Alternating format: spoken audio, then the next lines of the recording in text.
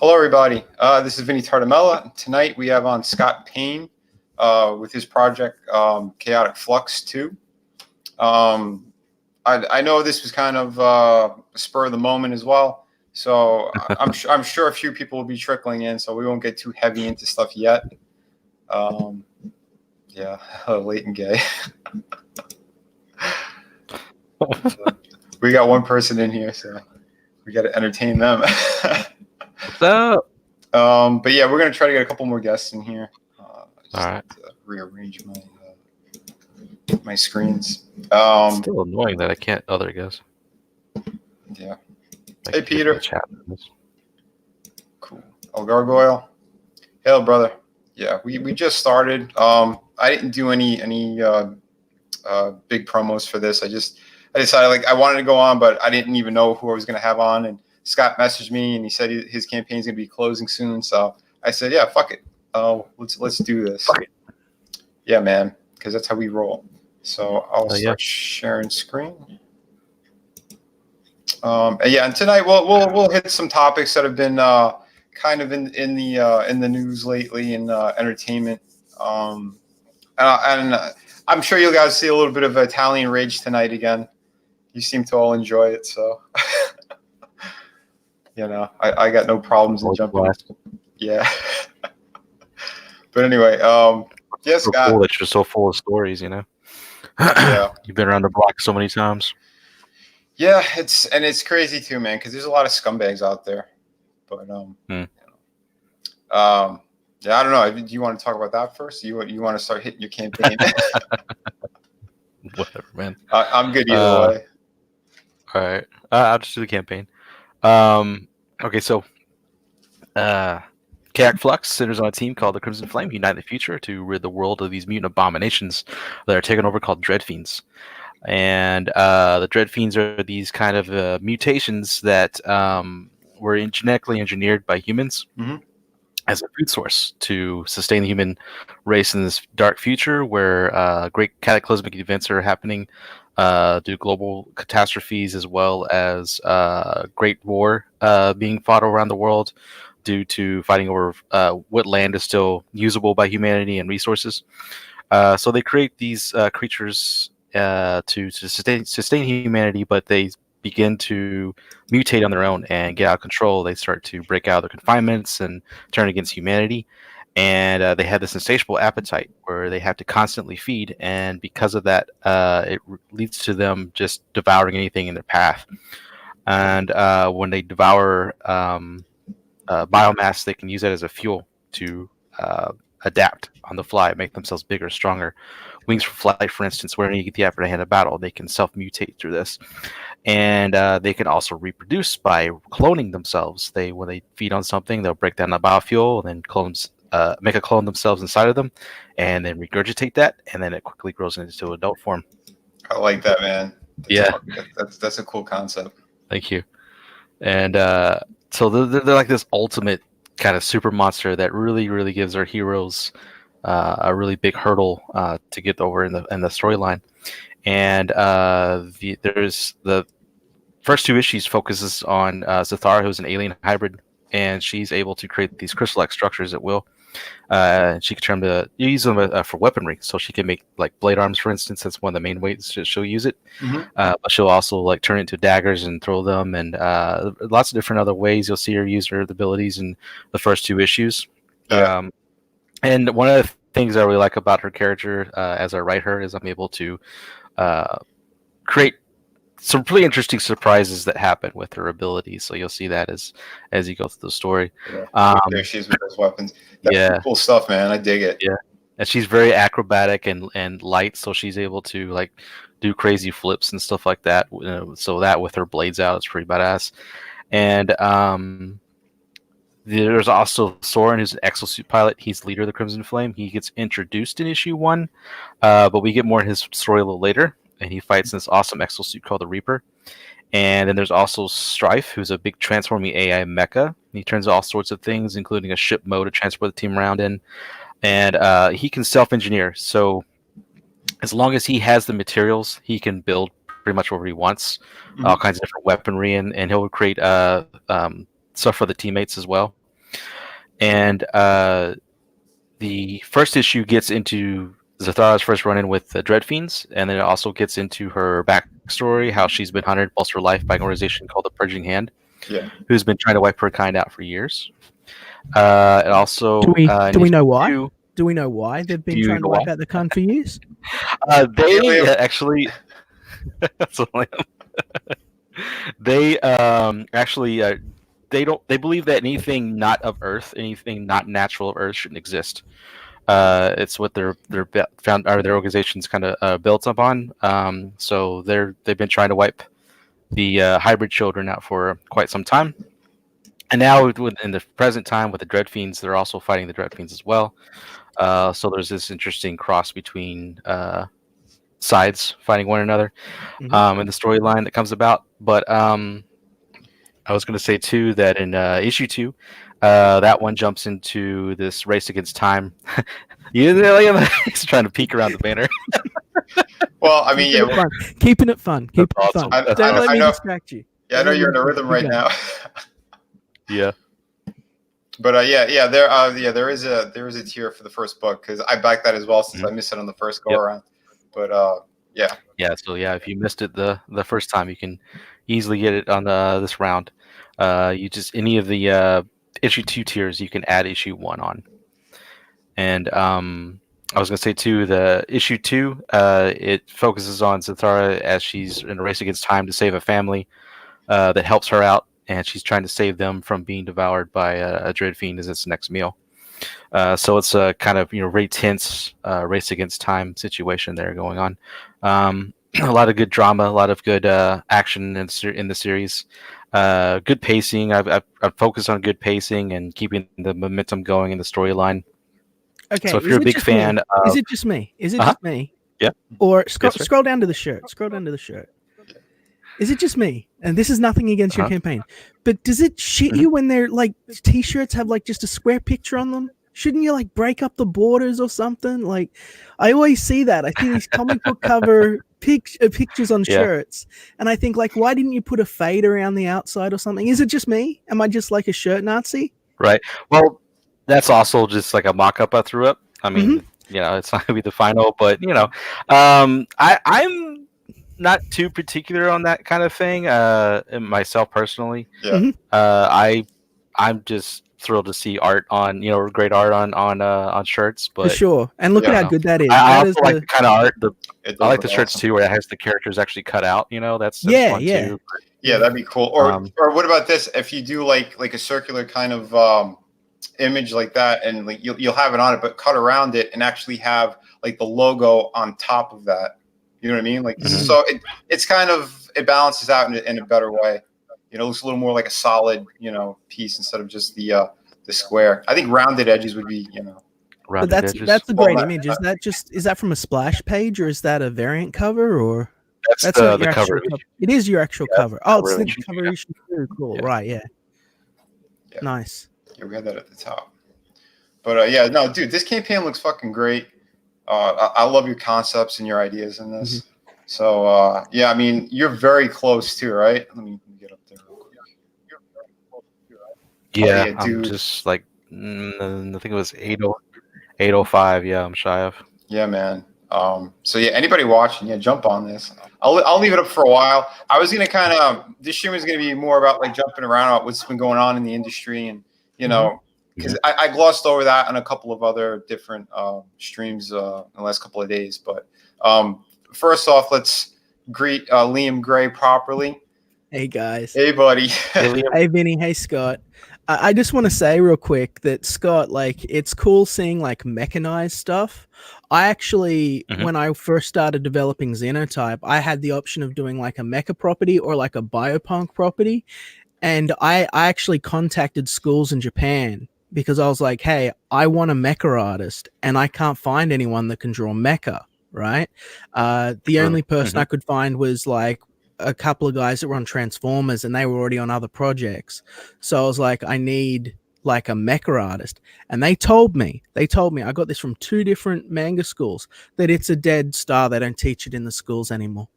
They don't teach people how to draw robots. Yeah.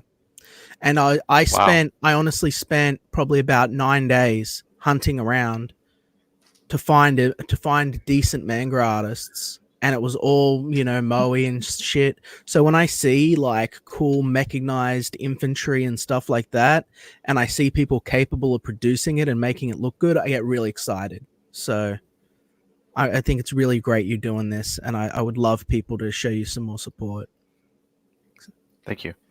Yeah, it's I mean, it's weird like mixing all the genres together, but it's a lot of fun. And and like you said, it's just, you know, seeing this stuff, you know, come back that, you know, we grew up with, that we all love, and you know, hopefully more artists, you know, do things like that, you know, and hell yeah, man. you know, Well, just show that love and share it with, you know, new generations, and don't let it die out like that. Where you said they're not even teaching artists how to draw robots anymore. It's That's very crazy. sad. They're Exactly. teaching them how to draw little girls. They're not teaching them how to draw robots. I mean, it's Japan, and it's crazy to think that like, I mean, Gundam's still even popular there. Oh yeah, they're doing everything with CG now, so they don't. They just do it all through modeling. They don't teach the artists how to draw it. I was shocked, frankly. I even contacted the Gonagi Museum. Sims, hey. Hey, Sim. I even contacted the Gonagi Museum and was like, hey, do you have like fan art or fan guys or someone you can put me in contact with? And they were like basically going back and forth for like a week trying to find someone. No one. Nothing. Jesus. Yeah. And that, you know, and that is a problem everywhere. I mean, because we're losing a lot of the cool shit. That's why I think it's up to us, man. It's the indies, it's Comicsgate. You know, what we're doing is fucking important. It's really important. It is. Yeah. That's why they want to see us crumble, you know? And that shit, people aren't going to stand for that. You know, people aren't going to realize what's gone until it's not here anymore. You know, like with DC closing down, like what, a year, and then they're going to have their doors shut. Like that's, you know, 80, 90 years of character and art and technique. Like it's an entire discipline of skill that will only survive through our work. It's scary. It's gonna leave a giant hole, which is crazy. No, well, we're filling that hole. I know it's gonna be small at first, but it's gonna build. It's gonna keep building. Because I know it's just gonna fill that hole up every single time. Fill up that back hole. Because here's the fucking thing, man. It's when you have shitty people in charge or people who have no fucking spine. That's why these things fall apart. Because I know there's a lot of people who are also praising Dan Didio, but there's a majority of people who are happy that he's out. Why? It's because what he's been doing, a lot of what he's been doing is shit. Yeah, I'll give him that he's had good ideas here and there. Fine, give it to him. No problem with that. But for the most part, I don't think that guy was a proper leader. From what I've seen, no, that's the issue. That's the reason I was sort of defending him on Twitter, because I'm seeing all these people going like, "Yeah, he's gone. DC's going to be better." I was like, "You fools! He was the only one saying no to stupid shit. He was a pussy and didn't say enough. He didn't say no enough, but he was the only one saying no. Now the other camp will just stomp all over everything. Everything like this shit we're going to see. They're going to double and triple down on this 5G shit. Yeah. Like it's on the twilight years of DC are going to be a fucking disaster. It's going to break my heart. We'll let them, because like I said, if you're not going to be a proper leader, it's the same thing like John was saying with Comicsgate. Which, by the way, I want to give him a lot of credit and a big thank you to John for doing that stream the other day. That was very very important. That was fucking awesome. And John always rises to the challenge and says what needs to be said, and that's why I respect the man. Yeah. Yeah, because I've been saying that a lot in these private chats and stuff too. That's what we have to do. We have to step up. So I'm glad he did that stream and really push that point across.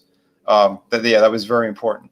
But yeah, heading back to this DC type of thing, it's these people who are very weak. So like I had dealings with Dan Didio in the past. He was actually going to hire me to work for DC, and he had pushed me to an editor who was a fucking total scumbag, and only worked with one of the top talent guys. And then there was a whole fight that they were trying to do like immature little babies. I mean, like worse than high school shit. And I was like this makes no sense. I'm like, your boss said, you know, pretty much like, you know, he wanted me to work on a project. and then he was trying to put me through the ringer and and kick me to the curb. So like that made no sense to me. And what did he do? He scurried away. Other gigantic names were involved in this back and forth emailing. I mean, it got ridiculous. Even someone from a different company, which I'm not going to name because I know some people are dealing with them. Yeah. But I told that person, like, who the fuck are you in this conversation? And I blocked his ass. I'm like, get out of here. This has nothing to do with you. But so Vinny, it's so fucking Vinny. I love it. He's like, dude, hey, fuck off. Like, get out of here. Don't give a shit. I have no one to protect with this nonsense because that's all they want to do, right? It's a fucking broken, stupid clique that they have. They're not looking at talent. They're not looking to fucking better the industry. They're looking to jerk themselves off in this little fucking circle. It's not working. They're chasing money and they're attempting to maintain control. Yeah. Because they're afraid of losing it. And it's not competitive and it's detrimental and it's devastated the industry, right? Yeah. The nepotism is terrible. And it's bizarre that we have this culture of nepotism and yet they have abandoned the tradition of training new talent and shepherding them into the industry. Instead, they're just sort of plucking talent from here and there and picking people that they know. It's very strange and very illogical. It's fucking ridiculous what they're doing, man. But this is what I'm saying too. Then you have the people who, if they do want to say something, they're afraid. If you're in a position where you could call the fucking shots, you put your balls on the table, man. You don't scurry away in another room or call other people in there and like it's gonna fall apart soon. What? Then don't let it fall apart. If you want this shit to fucking work, get out there the right way. Yeah. And if not, then maybe he should have left a lot earlier. But my other point was, this is also a person who knew about the sexual harassment stuff going on too and looked the other way. See, these kind of people, they show no fucking backbone. Someone like that, I don't give a shit if he's a good editor or not. If he's a fucking creep and he could hurt the company in a big way, get him out of there. There's a million other people who could fill that guy's fucking shoes and do a way better job, I'm sure, too. Oh, yeah. It's this kind of shit. That's what that turns my stomach about the industry. I've seen it time and time again. I've always been circling the edges of like fucking Marvel and DC, that close from landing these big jobs and getting fucked over from it. Having my artwork stolen, having these people just try to fucking keep their boot on your throat. Nah, fuck that. That's why I've always been the way that I am, and I don't care. I'm super professional when you work with me, but when I see people acting like children like that, dude, I don't stand for that shit. They're telling us that Comicsgate's nothing like. They're telling us that Comicsgate is nothing like Image. Here we are, 2020, and DC's going to be bought by Marvel.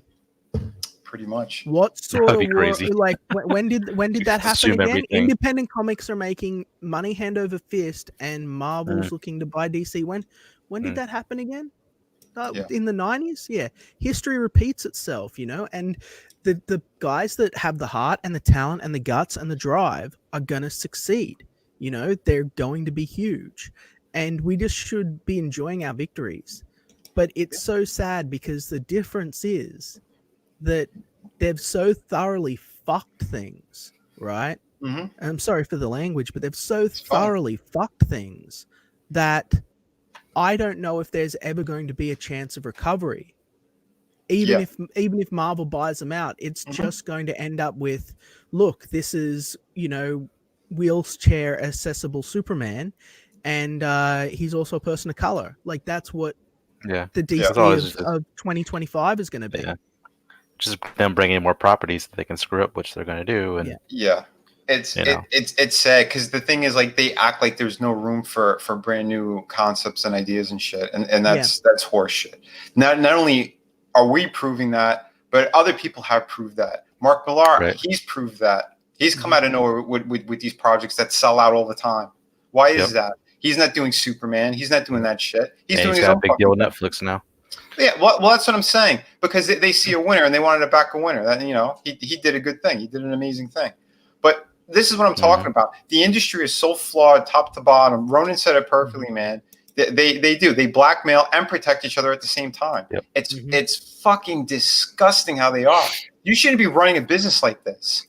The problem is, it's these leeches. they've been destroying these industries for so long. You know, like I'm slowly seeing anyone who fucked me over big time, they're all been getting the axe. Every single one of them. I'm going, I knew it. It was just a matter of time. You know? So I get a little bit of satisfaction out of that, but I don't want to see people on the street either. But if they've been pure scumbags and they've been fucking over little people who should have been, you know, in there or growing, I'm not just talking about myself. I've seen other people. Not just little people. This is the shit that gets my fucking, you know, pitchfork out, right? Mm-hmm. There's this, if you've been in the industry for any amount of time, you've heard aged out. I was aged out. Where there's this idea that, like, if you're a creator, right? Now, admittedly, if you're like an artist, your skills can start to go when you get elderly. But if you're a writer, unless you're really old, you're all right, in my opinion. But there's this culture that if you're not hip and young and convey hip and young to editorial, then you're going to stop getting calls. Mm-hmm. And we've got people who are big names, people who have created things that are in Hollywood, that are like very, very important people, and they're stuck on the Hero Initiative, or their majority income's coming through the meager, you know, earnings they can make in the con circuit. Mm-hmm. And these are industry legends. Yep. You know, you might not be able to drop their names straight away, but, you know, if you go back and look at all those old issues, you'll find that these are ongoing series that went for, you know, 20, 30, 40 issues. And, you know, they had these huge runs that they held up. They've had multiple success stories, thousands of comics under their belt, and they're stuck doing, like, what, teaching classes and the Hero Initiative, and in one case sleeping out of the back of his fucking car. Like what are you doing? Why are these men not getting hired? Why are you hiring like no talent hacks that want to be screenwriters? You know, like, what are you doing? Trust me, man, I've seen it multiple times as well. One of the creators of Ghost Rider, that happened to him, man. Yep, it happened to Gary. And I saw Steve Niles from 30 Days a Night. He stepped up and he was doing something around that time, you know. This is a few years ago, but that's when I had done a Ghost Rider piece and I sent it as support. And I heard him and his wife, they cried when they saw it. They were so thankful. I said, yeah, man, whatever you want to do with it. If you want, you know, it's up to you guys. But you know, I was willing to donate artwork because that's the respect that someone like that deserves. Not to be fucked over, especially that he was sick, going through, you know, a lot of different personal things, hospitalized and all that. He's since passed away, but I mean, that's how he's got to go out. With Marvel continuously standing on him and trying to fucking bleed them in the courts. Yeah. You can't even go to cons and say that you're the creator of Ghost Rider, or we will sue you into nothing and put your wife in the gutter. That's crazy. Absolutely vile. It's fucking vile. And you know what? Disgusting. And I've even seen it amongst other professionals. And who was behind that again? Who was behind the initiative of stepping on him again, and why? Why was that? Marvel. Yeah. Because they don't want to. They don't want to pay any kind of royalties that way. I'm sure it was Casada. He had to be fucking part of that. Mm-hmm. You know, because why would you do that? Why the fuck would you do that? Because because certain people don't suck the dick of Quesada, and they have to be made an example of. Yeah, they're fucking disgusting, man. And that's why I'm happy. When did this happen? How long ago was this? Not too long ago. What was that? Yeah. Like in somewhere around, like, I want to say 2008-ish. Yeah, I was going to say 9. I was thinking 2008, 2009. Yeah, somewhere around there. But yeah, and they dragged it out, and that guy, and you know, he went in a sad fashion, which is fucked up. At least it is. He got the fan support, but at the same time, man, you know. People say, "Oh, Ghost Rider is just a cool tattoo," but you know, Ghost Rider is a cool tattoo, and millions of people, well, not millions, but hundreds of thousands of people have had him tattooed on their body throughout the course of history, and he's an iconic figure. You know, like the guy did good work. You know, of course, he created a badass character. At least let the man go to cons and say, "I created Ghost Rider." You know, I drew the first Ghost Rider. Can I have some? May I have a tuppence to feed my family? You know, like, dude, they should have been kissing this guy's balls and throwing money at him and going, "Hey, you know what? We were in the wrong. Here's some money, and you know, if you want to come back and do another short story or something, You know, they could have done anything, but it's like you said, they want to age people out as well. The creators who've done a lot for them, if they're making too much trouble, they want to kick them to the fucking curb and bury them. This is disgusting, man. Fucking horrible. They would have never done this back in the day, man. You know, and that's not true either. I mean, they did it to the creators of Superman. So I mean, there's a history of this. Well, but yeah, I mean, the difference is DC went, yeah, we kind of were fucking dickheads. Let's do right by him and struck a new deal, and you know, sorted it all, sorted it all out. And you can understand that when something gets as big as Superman and stuff, you don't want to sort of lose that, because that's your flagship property. But this is fucking Ghost Rider. Marvel could lose Ghost Rider and not really even be that impacted. So at least let the man, exactly. Art. Look what they did to Kirby. That's true. That's true. But I'm saying, we've got to be better. Oh yeah, because that's what I'm saying. The level of just the vile actions that they've been doing. Mm-hmm. That to me is it's oh man, it really gets under my fucking skin. That's why I'm vocal about this shit. A lot of people think it's just me venting. It's not just me venting. No. You know, we have to draw attention to what they've been doing, because it's wrong. And what's happening here is important. We're building an actual community with very, very talented people who haven't had a fair shake. And then new time creators who they have a cool fucking concept and they need a good push, you know? Mm-hmm. We're all in this together. That's why I get infuriated if I see anyone's campaign's getting attacked or any kind of nonsense like that. There's no need for it. And if someone does need a little bit of help, tell them in private. Don't do it. Don't do it on a fucking live stream. It's disrespectful. That's the one thing I can't stand. I've seen it a couple of times and it pisses me off, you know, but that's a whole other conversation. The thing is, I mean, I like to see good, hardworking people, you know, who put in this time and effort, see their projects come to life, get the money that they do fucking deserve. Because what we're doing is real. There's passion behind it. You know? Yeah. But, this is everything. This is 90s all over again. History is repeating itself. There are amazing talents that are coming up. We have a wellspring of passion and enthusiastic creators and great ideas, you know? Mm-hmm. Yeah. And we have the ability to basically platform and amplify these voices and find out what appeals. So it should be easier than ever to get a big breakout hit, you know? Yep. Yep. It's great. Comicsgate is the best thing for the comic book industry, period. Mm-hmm. And so long as you're not an absolute douchebag, there's a place in here for everyone. Exactly. You know? Like, and Dino, you haven't seen when I first got into Comicsgate. I had a couple of these on a couple of different people's streams. I didn't have a channel at that point. So yeah, I've been doing it longer than Carl. That's why I said the Italian rage, it likes to come out every now and then. Yeah, I love Vinny. I love Vinny. Thanks, man. Dude. Yeah, because that's it, man. Why should we try to protect them? You know, I have no respect for people who are disrespectful to others. No, we're supposed to be equals. No one's better than another fucking person. Mm-hmm. Blackmail, extortion, sort of the nepotism. It's unforgivable at this point.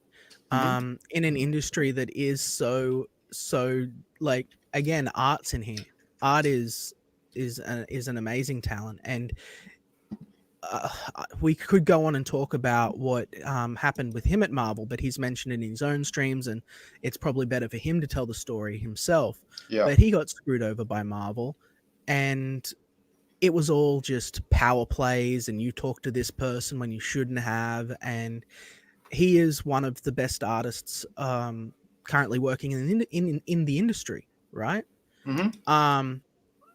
But here he is with us, choosing to stand with us. Yeah. And that's such an honor. Oh, by the way, Art, I did send you a link if you want to jump in. So, but yeah, man, I hate seeing good fucking people being treated like shit. I fucking hate it. I've always stood up for the little guy, you know? Even when I've had nothing, you know, I mean, you have to fucking step up. You're the Jack Kirby of 2020, man. You got this fire in you. You got this fire in you. and you speak your mind and you work from your heart and you fucking do what needs to be done. And I have mad love and respect. Thank you, brother. I really appreciate that. I mean, because I mean, like, I don't back down because there's no need to.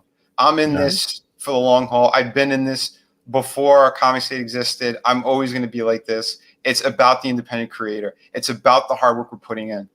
It's awesome that Comic State exists, and I'm very grateful to it and everyone here. That's why, man, building this community, being friends with everyone, that's the difference between totally independent and CG. We have a community. I once said to Ethan, right, that there are 1,000 hands on your back to stop you from falling. And that's what Comic Skate is. It means that no matter how many times people stick a knife in your back or the mainstream industry punches your fucking teeth out, you're still standing. They can't take those hands off your back. They can only come at you from the front, right? Like 100%. they can't get rid of Comic Skate. So long as you honor, respect, and listen to your audience, provide them with content that they want, you're going to succeed. There are different tiers of success. You're going to succeed. And that's something that no one can take from us. Like Annie Comic Skate, and please tell me to shut up because I do rant, but Annie Comic Skate says that oh, we can't destroy the industry. The industry is going to destroy itself. And it's not something I want to rejoice over. It's something I'm genuinely sad over. Right? But what we can do is we can set up next to the castle and we can build a big ass tent city and we can say, hey, look what we're doing. And then when that castle burns down, there's going to be a bunch of people that are looking for something, that are looking for shelter, that are looking for security. And Comic Skate's going to be here. And we're going to go, come in and join us. And we're going to have an explosive growth, right? Hell yeah. As soon as those guys go down, it all comes on our shoulders, and it's going to take work. It's not going to be like, oh, look at all this money. We're winning. No. There's going to be a lot of that. There's going to be a lot of laughing and a lot of winning, but it's going to be fucking hard work what we need to do next. Oh yeah. It's not just destroying something. It's building something better than what these motherfuckers have destroyed. Yeah. Right. That is the key, man. That is the fucking key. Because I came in the first year doing this. All those projects that I got out, I got 7 books out. 7 books in under a year. That's phenomenal, man. That is just insane. That's what I mean, man. You think this is sitting on your fucking hands? No, this is getting out there. And I wasn't even using my YouTube channel. You know, I had it literally just to look at other fucking videos and shit. I wasn't using it. And then, you know, I'm seeing that the big growth was coming from that as well. You know, it's Twitter and YouTube together. So, and that's what people like, and they like the interactions. Because I noticed when I was going on other people's streams, you know, making friends with people, I was getting my natural flow back out. So then when they were asking about what's my story, why am I in Comic Skate, and people were hearing it, they were like, holy shit, yeah. And I just call it getting heated, call it whatever you want. I'm just spitting out facts. You know, I'm not making up stories. Right. This is the shit that happened to me. That's why I can say whatever the fuck I want to say. That's the reason I actually had a big grievance with Miller when Miller started going around going, oh, Vinny just says this. Vinny just says that people snatched his art. Right. It's like, no. Oh, is that what he said? We know this has happened, and you're trying to undermine his experience to cause grief with him because of your own personal stuff. It is small-minded, short-term thinking. Yeah. And I thought that was one of the things that, like, I was like, that's the straw that breaks the camel's back. I'm just like, these little digs like that, like, you're someone who has experienced this himself, and you're now undermining the experiences of someone else who struggled because of these same manipulation tactics. And it's just unforgivable, in my opinion. It's like, what are you doing? But see, isn't that the difference? He didn't have the same experience as me. He might have had a touch of stuff, but he was getting paid by those companies. So that to me, I've noticed there's certain people who have that kind of mental fucking defect where their egos will keep going because they're working for a special company or they're getting X amount in their fucking paycheck, you know. And then they think that that's owed to them all the time. So then when other people who haven't, they like to say you didn't make your bones or whatever. Fuck you. Everyone has their own story. You know, you don't know what my life experience has been. You can't say, oh, Vinny says, people stole his shit. go fuck yourself, Mike. You got caught on a damn live stream yourself, and you had nothing to say about it. Okay, so don't give me that shit. You know, it's stuff like that that irritates the ever living shit out of me. It's these people who they're so goddamn entitled. You know, they think it has to be a certain way, and no one else. Entitlement, man. It's at the core of the entire decline of Western civilization. We have become, and I'm known to talk. I'm a fat man, but we have become fat and lazy and entitled and narcissistic beyond measure. It's a major problem. You need to practice self-discipline, self-awareness, and consideration. Be humble. I don't sit around going, "Oh, I'm such a great fucking artist." No, I put the work in, and I get good projects out, and I try to get the highest possible fucking quality on all of this because they're not doing it. Out 7 projects just last year. Who else? Who else did 7 books last year? Right. Anyone in the industry? Is there anyone else? Not even in Comicsgate. Is there anyone in the industry, mayhap, that put out 7 books last year? And anyone? Just by themselves, you know, co-written with like his brother at most, like, you know, outstanding. Nothing. Outstanding. That's why I didn't give the time of day to certain, you know, fat blued haired cosplayers when they tried to attack me. Like, what are you attacking? Because I draw hot women? Right. Eat a fucking salad, go to the gym, and get out of my face. Well, you gotta these professional trolls. You draw what they can never have, which is, you know, is beauty. So it enrages them. They see a beautiful woman, especially a certain Miss Renfamous. She looks at that and she goes, "Fuck this guy! I can't even fit into the belt of my cosplay from last year. I've got to tie it together with bobby pins. I can't put down this ice cream." Yeah, I need the sugar rush. I need the endorphins. I need the dopamine from the Twitter rage. Yeah, because I lack the self-discipline and emotional maturity to better myself in my life. Right. You know, because there's a thing that see, I know Malin, he likes saying about the stuff with drama. Drama creates more sales and stuff. And I always have the argument that no, it doesn't. It's you have to be. If you're gonna be heated about shit, that's different than having or creating drama out of nowhere too, right? I know there's certain people because like Mike and all that, they were friends first, and then this kind of shit happens. I understand they're kind of too because we really loved and supported Mike and did what was best, and then he betrayed us ultimately because he thought it would do him better, and because in his own mind he sort of validated us as enemies. Yeah, it's like Mike, like. We were your friends. We were the best friends you ever had. But again, that's even realize.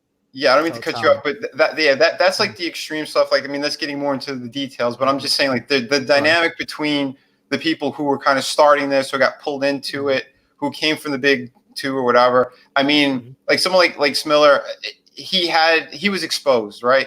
Because he wasn't showcasing new talent. He wanted that click because he thinks that money was just a certain fixed fucking group of people. And if we let other people in, that means some of that money that should have gone to me is going to them. That's not what happened. And that's not how it works. That's what largely is the big schism and the divide. I think I've talked about it on another stream, but they believe there's 2 camps in Comicsgate. They say there's like 5, 6. There's not. There's 2. There are those who believe that there is a set pie which has to be controlled. These are the guys like Doug and Mike.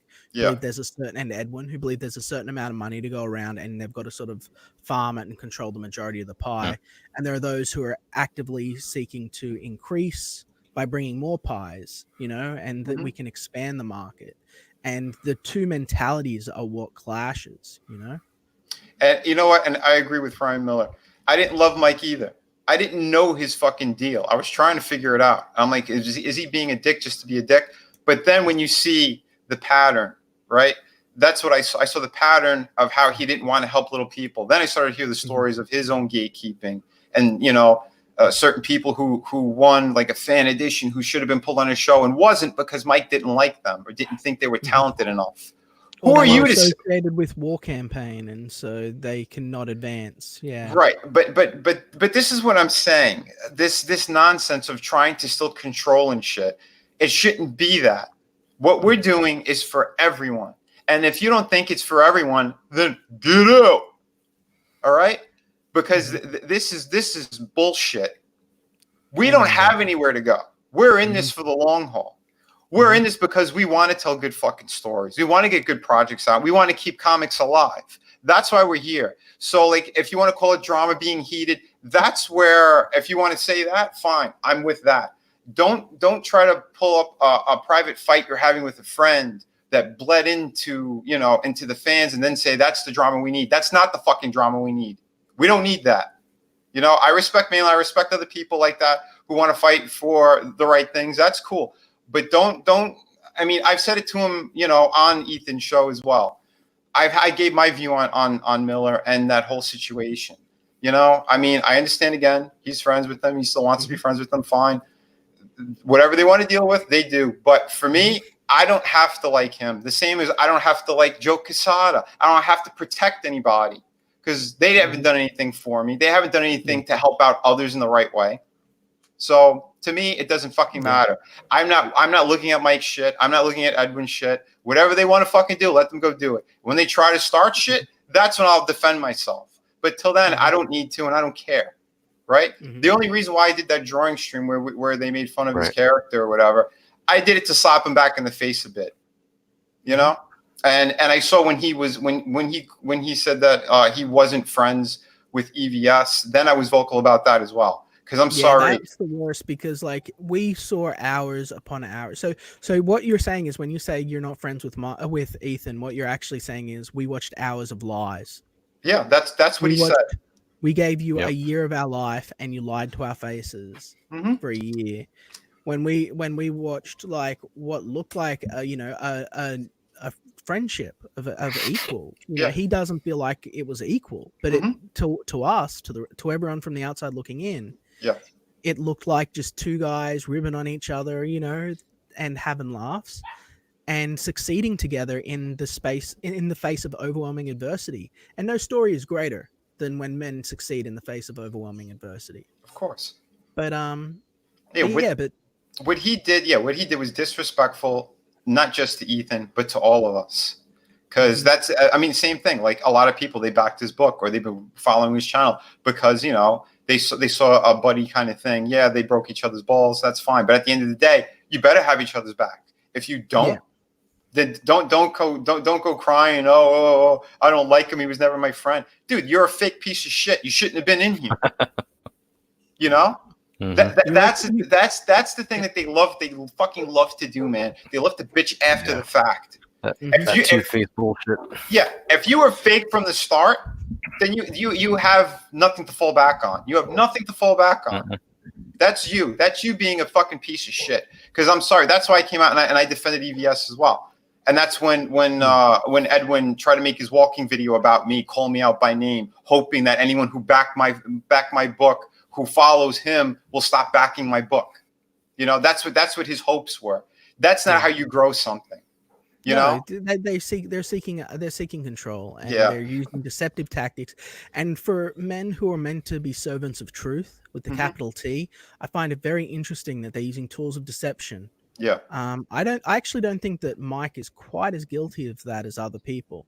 Yeah. But I will say that Edwin very much uses deception and misdirection and mispresents data in an attempt to expose vulnerability that doesn't exist or create doubts in the customer base. Yeah, he's very much trying to damage Comicsgate as a movement because he knows that if he attacks the trust of the consumer, then it will undermine the market. They believe that when Comicsgate is destroyed, that the indies will grow and they'll get all those customers. They don't realize that they're just going to disenfranchise and alienate everyone, and then comics are going to die. That's exactly it. Because the thing is, he wanted to capitalize on this movement, and he got exposed, and his indie focus, whatever, fell apart because he got exposed for the bullshit tactics he was trying to do. So that, like you said, he's teaming with these other anti-CGers because they want to see it go down, so then they could build the indies up by themselves. It's not that. No, it's not going to work that way because they're doing it off of negativity and fucking pure poison. We normally have fun. I don't mean to cut you off. I mean, we normally have fun when we're doing these things. When we show off other people's campaigns, we'll poke fun at Marvel and DC a bit, and we're all having a good time.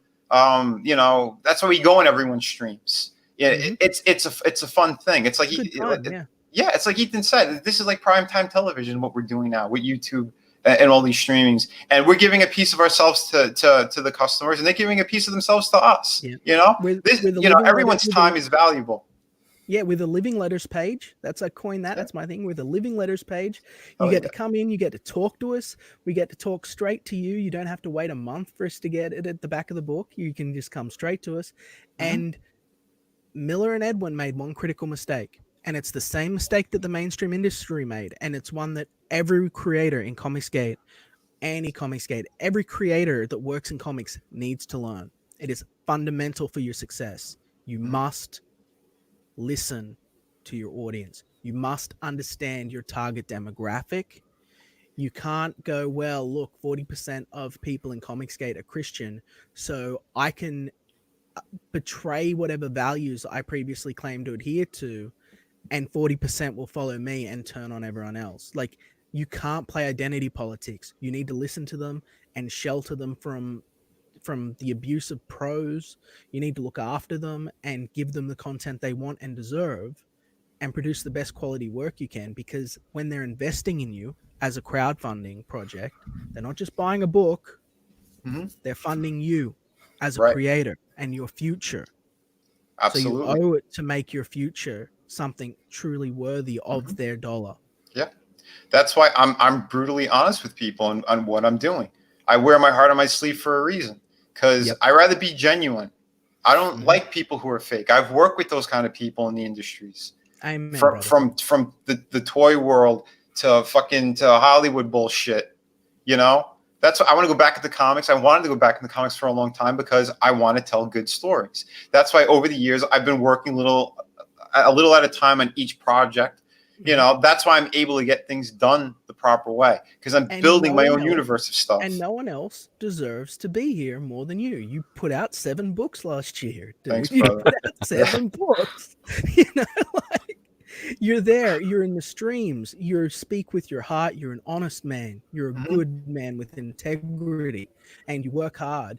And I see other individuals get cold feet and back out and pretend like Comicsgate didn't do that much for them. Yeah. Betray my friendship when no one else supported them, helped get them where they are, and they pretend like I did nothing for them. And they say Comicsgate did nothing for them, and they don't deserve. I see them with huge sums of money on their Indiegogo, and I see what you got, which is good and amazing to Comicsgate for showing the support. And I think, you know, as a measure of worth, Vinny's worth a lot more than he's getting, and I think that's a little bit unfair right now. So I think, you know, you are one of our premier creators. I said on Ethan's live stream the other day with a super chat, I said, like, Vinny's a fucking rock star, right? Oh wow, thanks, man. I mean it. You are, you know. That does mean a lot. I mean, I swear to God, this is why I'm very humble about everything. If anyone sees me at a convention, oh, by the way, if they see me and Frankie at a convention, some people still think he's not real. He's real. I have photos exactly like you. No, he's identical. No, he's got higher hair as well. He's got really nice hair. Lucky son of a bitch. But no. I mean, he's a little more shy about things because he never worked in the industry. You know, I did, and that's the difference too. Like I told people, if we do hit 25K, he said it too. He goes, yeah, I'll come on. You can interview me. I'll be the first person. Well, the first live stream will be on your channel. It was before anybody else's. I know Ethan, he had mentioned it briefly during a stream, but he's like, yeah, tomorrow we'll have both of them on, but he never reached out. So, but anyway, yeah, if we hit 25K, I'll get Frankie on, and we'll have a conversation. You could see things and ask him as well, you know, about projects and what we've been doing. But what was he saying right before that? Sorry, I got off on the Frankie tangent. Oh yeah, if you do see me at conventions and stuff, I've had other professionals like come up to me and they ask me like, "Oh, what are you working on? Are you working on Marvel or DC now?" I'm like, "No, I'm by myself. I'm independent." And then, well, how do you have such a crowd around your table? I said, because I'm genuine.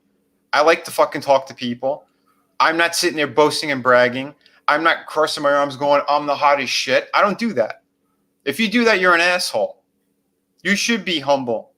It's a gift when they come over and they like your work and they want to read it and they want to drool over the artwork. And then, oh my God, they're going in their pocket to give you money for it. Dude, that's an amazing thing.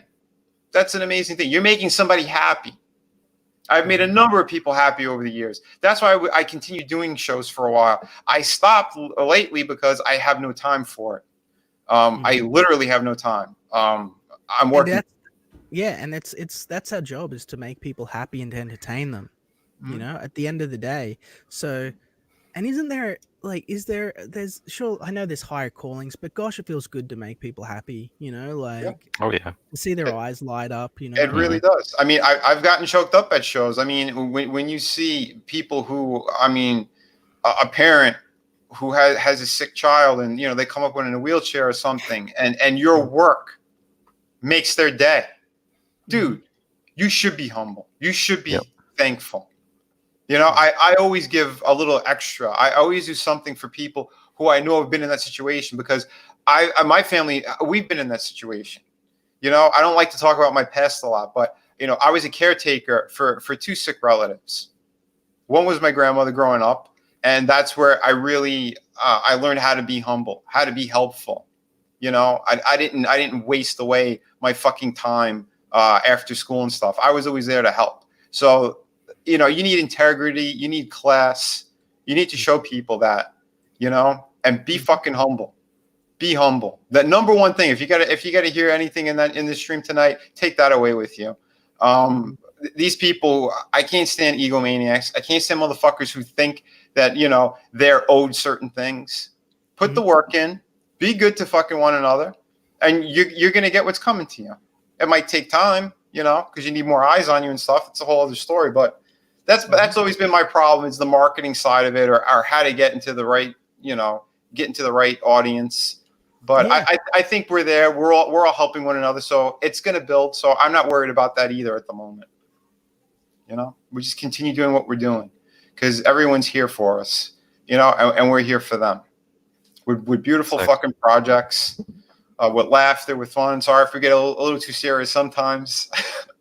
I know, that's my problem too. I'm meant to be just having fun because we're doing all this winning, but I get so dire into this because I'm like, the medium matters to me. The technique of comic book creation is very important to me on a personal level, right?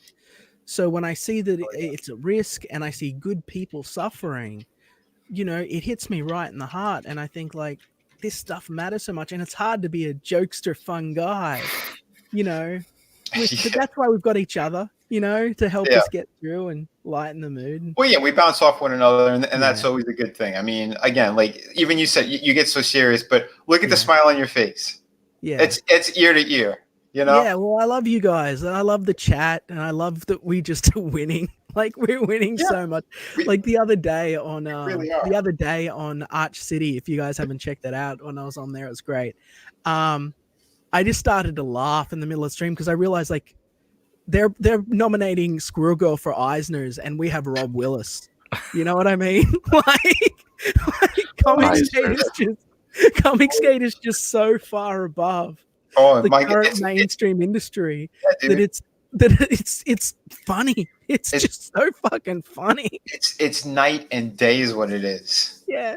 So fucking opposite. It's ridiculous. Like you said, we are winning. I mean, look at this beautiful book, man.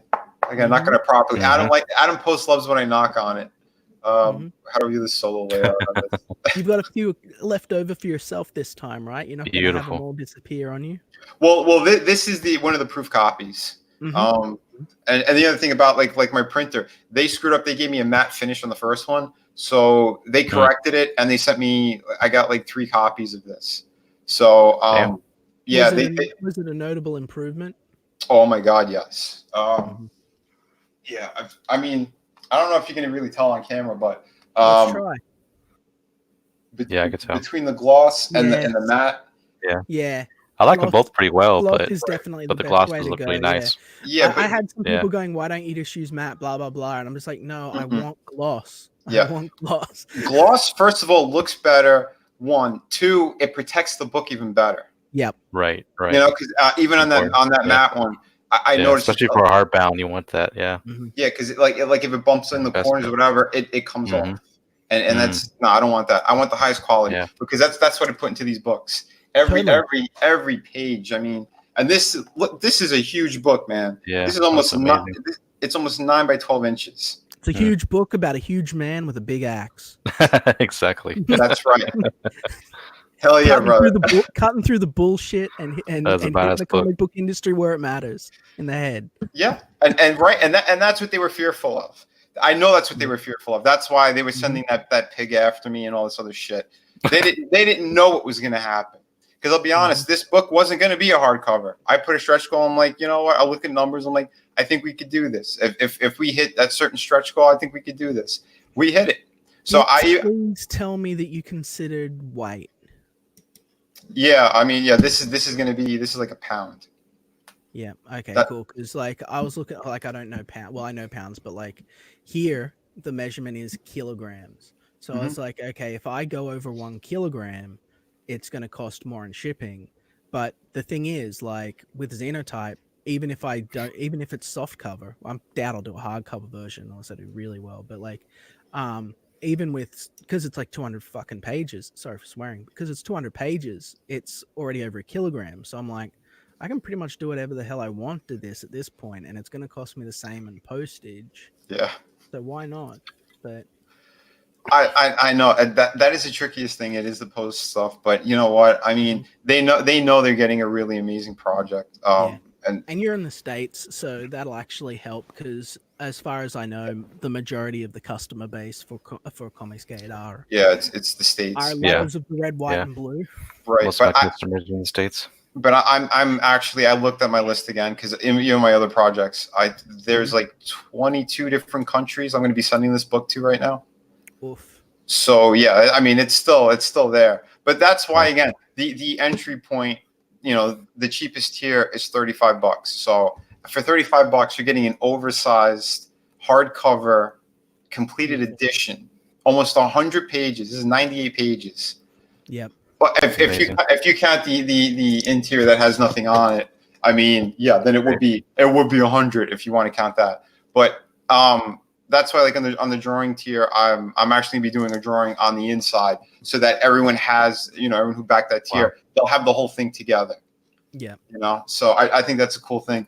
But that's what I'm saying. You're gonna get a whole lot with it, and if we do hit the 25K, that's what I'm doing. I'm throwing in the ash can on top of it. So as long as you backed from the first day up until March 19th, that's the cutoff. If we don't hit the 25K by then, the ash can's not going to happen. Or if it does, I might make it a separate tier by itself. You guys have to pay for it. I don't want to do that.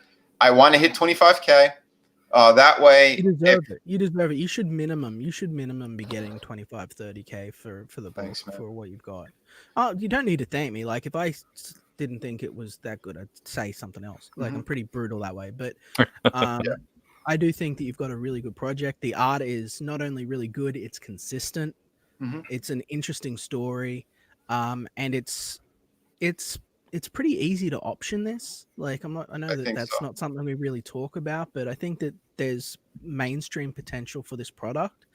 Either, if not as a film, even as a short series, you know, like there's something you could do with it quite easily. Yeah, exactly. Vinny puts out an amazing product, top notch. Yeah, Peter's been a backer of all my stuff. He's been seeing the quality. I mean, I'm no joke about it, and that's why I said that's why I want to reward the people who back within that first 60 days. You know, because as soon as you see this green bar is gone, and if it says in demand, your chances of getting the ash can are gone. So I want to reward the people who've been supporting like crazy. That's why I'm going to put together that ash can.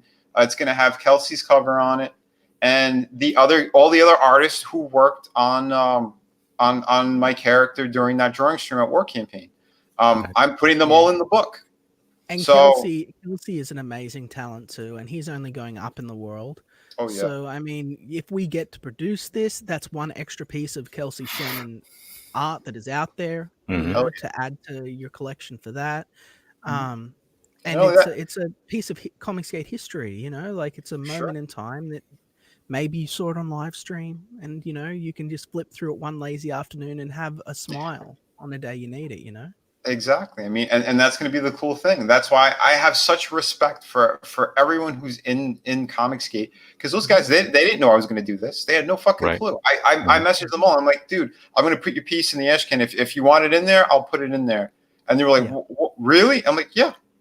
Because if we hit this, I want something special for everyone. And it's also to show the other amazing Comicsgate artists that are there. Passion for well, drawing. I mean, when I went on Drawn and Backhold, and you guys did Xenotype, I was just like, at the end of the stream, I was like, I gotta publish all this shit. I gotta get some money together and buy all this stuff from people because it's so good. You guys did so good. I had so much fun drawing your characters. I've never done the manga style before, and for you really first time, you really conveyed a lot of strength with Axel. I really like that.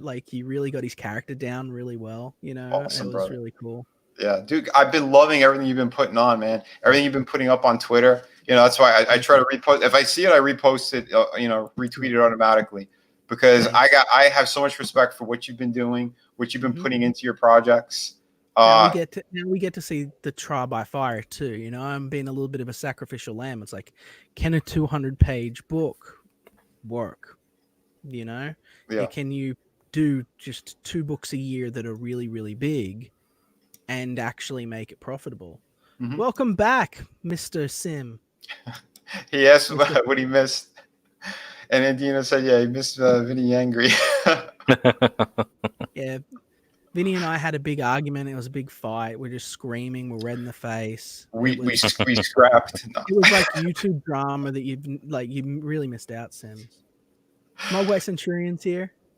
Nice, man. Hail, brother. Yeah. I mean, yeah, everyone in the chat, you guys are amazing. Sorry if I'm not saying you guys by name. I mean, I'm pulling you up and giving you a thumbs up or something because I don't want to interrupt my guest either. I mean, everyone does streams differently. I try to be a little more respectful towards if someone is speaking. So, yeah, that's the way to be. Don't be like Liam. Be like Vinny. I'm gonna be like, hey, Liam, stop. Don't be like Liam. Sim's here. We're gonna say hello to Sim. We're gonna say hello to Peter, Mogwai Centurion. Yeah, I mean, if there's a little dead air, yeah, no problem. But yeah, if we're getting in the middle of something, they've seen it before anyway, and that's why I thank you guys for always jumping in, saying cool things. I do end up reading it or seeing it afterwards. We got Ted Zagaro; he's in the house. He did an amazing short trailer for me on Through the Woods. This one here. Oh wait, I'm gonna have to stop sharing to show it. I'll put it back on. But yeah, this guy he's a super talent. I think anyone in Comicsgate, if you're looking for someone to do a cool little trailer for you, hit him up. He said his prices are really good for Comicsgaters.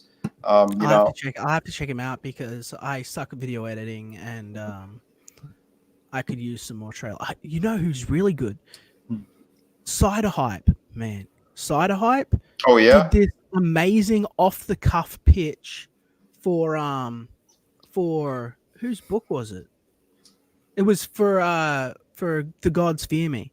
He just put a bit of electronic music in the background and he just boom went off with it. Oh, that was him? Man. Yeah, that was so nice. Man, yeah, that was great. Like I want to hire him to do. Dude, hell yeah! There are a lot of great people out there. Red talent. I don't have enough money for everyone. There's so many people. Right. So I want to just like. Well, that's the thing. Yeah, if you're tight with some of them, they might give you a little hand or a break too. I mean, Red Gaze, he's fantastic. He's been doing like almost all my campaigns. Yeah, he started with City of Venus. He did the kids book that I had, and he did Through the Woods. And that's what the main trailer is. If you want to hear more of the story and stuff, but I want to show Ted since he's here. I want to show his. This thing was killer.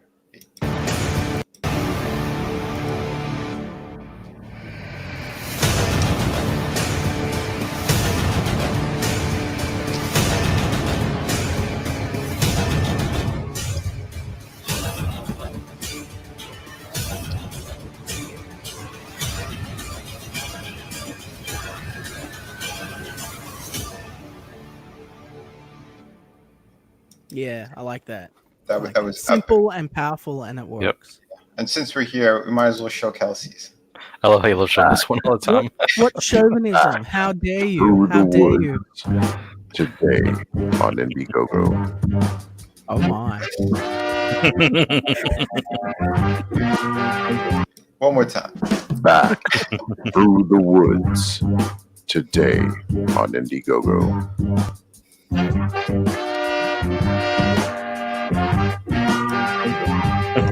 God bless that man. Yeah. He put such a So, smile Scott- on my face. Oh, that swanky music. Scott, we've been talking about Through the Woods, and we've been talking about how handsome and amazing I am. But Yes, we tell have. us more about your book. Okay. Tell us more about like what's your future plans for this franchise, this property you've got going on here, and what are your hopes?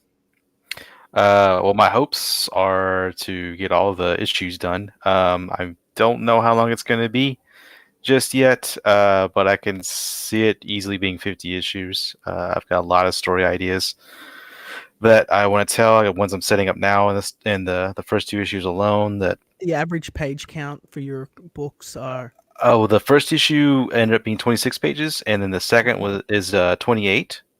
Mhm. And that's probably about what the average is going to be, somewhere in that range. Eventually, I'm going to do trade paperbacks as well, where I'll do collective or collections.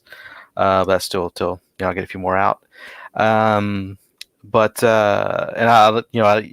Vinny, for instance, is inspiration for how to do that kind of thing. Him doing the hardbound is freaking amazing, doing a collection like that. So that's something I would very much like to do with the book as well in the future.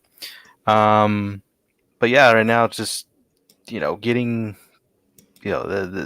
to that point, just building the issues, building more of the story, uniting the characters. I still have to, right now I'm building up the backstories of the main characters, and then I get that point to where they're all united as a team, which is, it will be coming, but I just wanted to lay out the characters first and build them up together. That's important. It's them. good to have good, strong characters. Part of the problem with modern comics is Yeah. that there is nothing grounded. Nope. And so I would suggest that, like, when you're working, when you're going through, take time with your characters. Let people get to know them. Exactly. Like, Well, you want to them build have those voices. emotional connections, with your audience. So yeah, you definitely want your audience to care about your characters. It's very important. For sure. Yeah. Oh, for sure.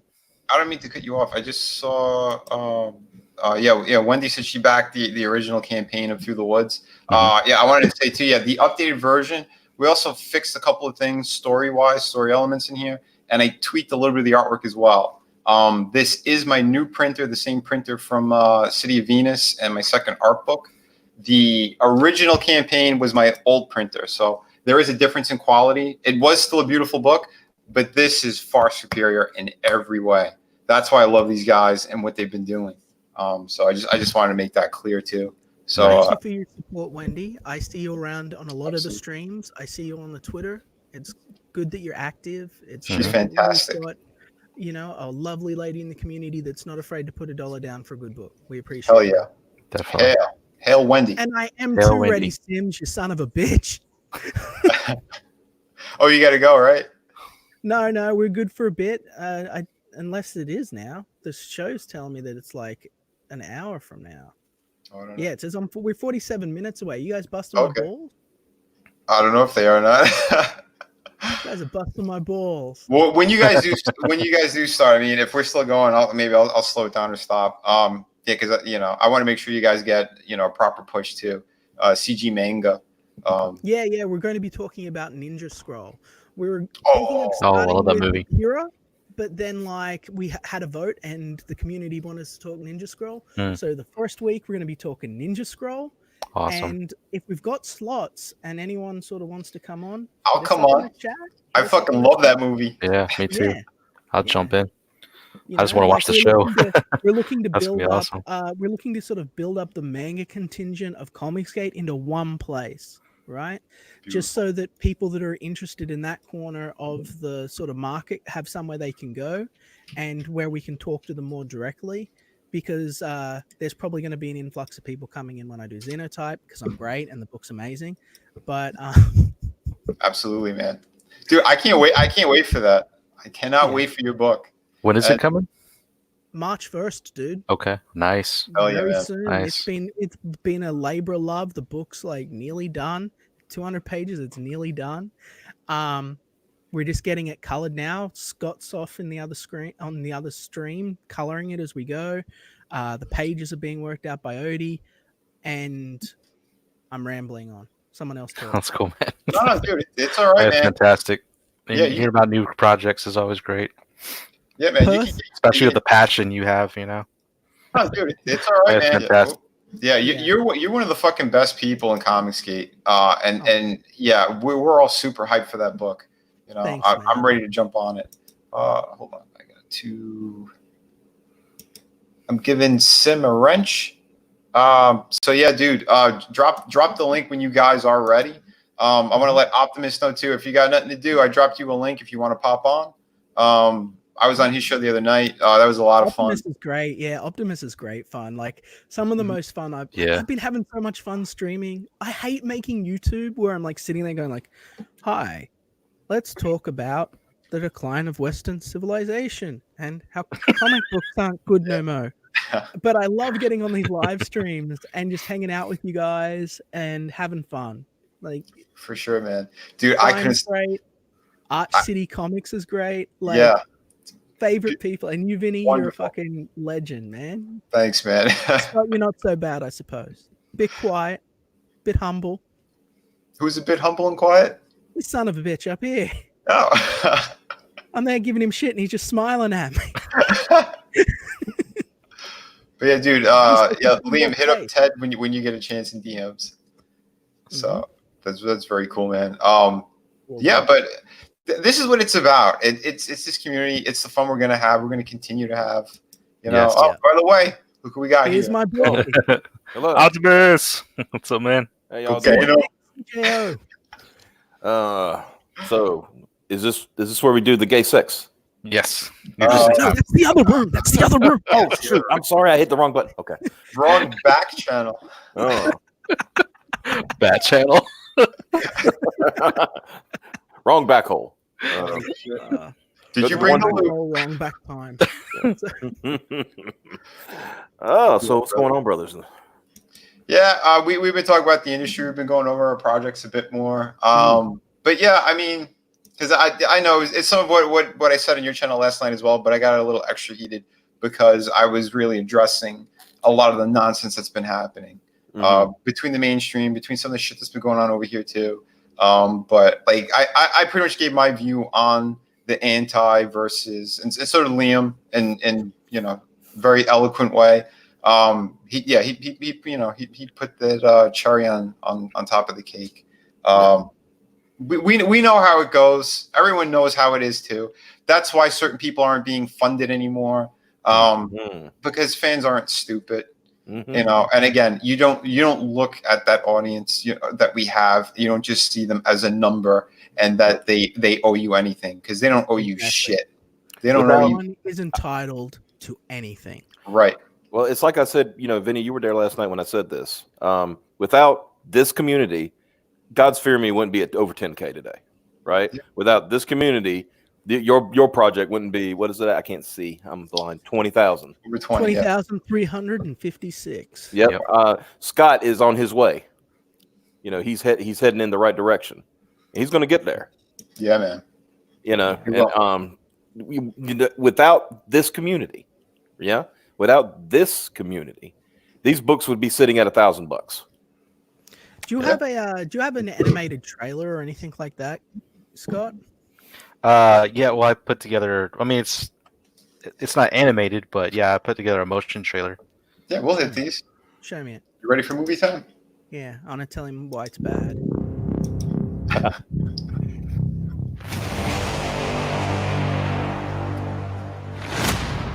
It's got robots, Liam. Come on. Hell yeah. You knew I was in as soon as you saw that.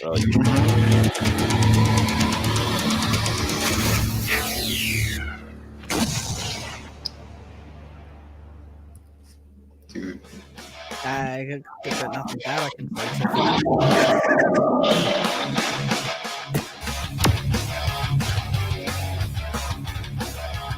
This music.